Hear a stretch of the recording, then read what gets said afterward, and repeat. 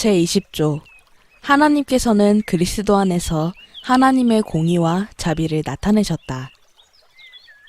우리는 완벽하게 자비로우시고 공의로우신 하나님께서 자신의 아들을 보내셔서 불순종이 행해진 바로 그 인성을 취하게 하셨으며, 이는 동일한 본성에 대해 배상하게 하시기 위함이요, 아들의 가장 극심한 고통과 죽음을 통해 죄의 형벌을 담당하게 하기 위함임을 믿는다. 그러므로 하나님께서는 자신의 아들이 우리의 죄악을 짊어지셨을 때 그의 공의를 아들에게 드러내셨다. 그리고 하나님께서는 우리가 아들을 통해 불멸과 영생을 얻을 수 있도록 자신의 순전하고 완벽한 사랑으로 말미암아 우리를 위해 자신의 아들을 죽음에 내어주심으로써, 그리고 우리를 의롭게 하시기 위해 그분을 일으키심으로써 범죄하여 저주를 받아 마땅했던 우리에게 자신의 긍휼과 선하심을 쏟아부어 주셨다. 하나님이 누구이신지에 대해 무언가를 말하거나 고백하려 할 때마다 우리는 위험한 땅을 밟듯 극심한 주의를 기울여 발을 내딛어야 합니다.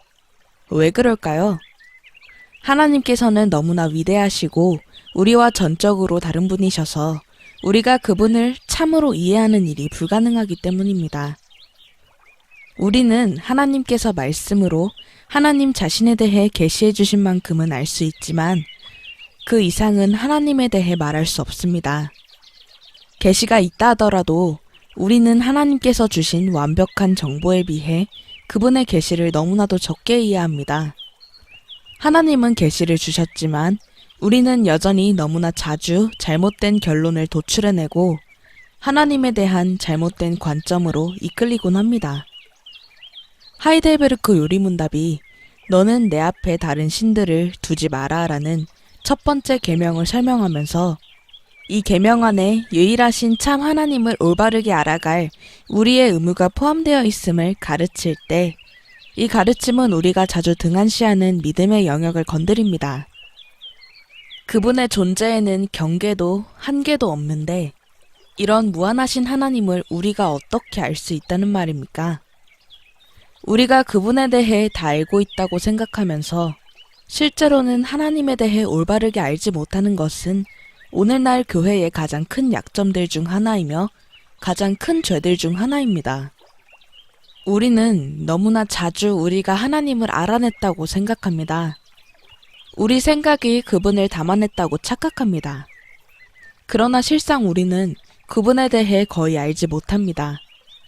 그렇다면 우리가 하나님에 대해 무엇인가를 아는 것이 가능할까요? 네, 가능합니다. 하나님께서 스스로를 계시하신 정보에서만 우리의 지식이 나와야 한다는 것과 성경이 이 지식의 유일한 근원이라는 것을 깨닫는다면 말입니다. 그러나 그럴 때조차 우리는 매우 신중하게 한 발 한 발 내디뎌야 하는데, 왜냐하면 우리의 생각으로는 성경으로 계시된 하나님의 말씀을 온전히 이해하지 못하기 때문이며, 이 말씀들이 하나님 자신의 말씀임에도 불구하고 하나님의 온전한 실체에 대해 설명하는 데는 훨씬 부족하기 때문입니다.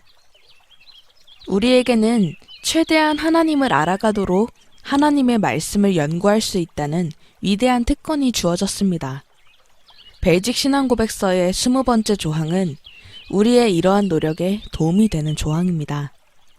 우리가 연구해야 마땅한 하나님의 깊은 신비들이 여기에 언급되고 있기 때문입니다. 제20조는 그리스도 안에서 계시된 하나님의 완벽한 공의와 자비에 대한 성경적 진리들을 고백합니다. 우리는 이를 다음의 3가지 영역으로 살펴보려고 합니다. 첫 번째, 하나님의 완벽하심. 두 번째, 하나님의 공의.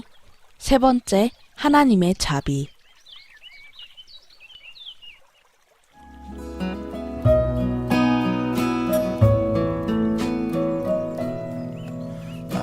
So he doth restore again, and me to walk doth make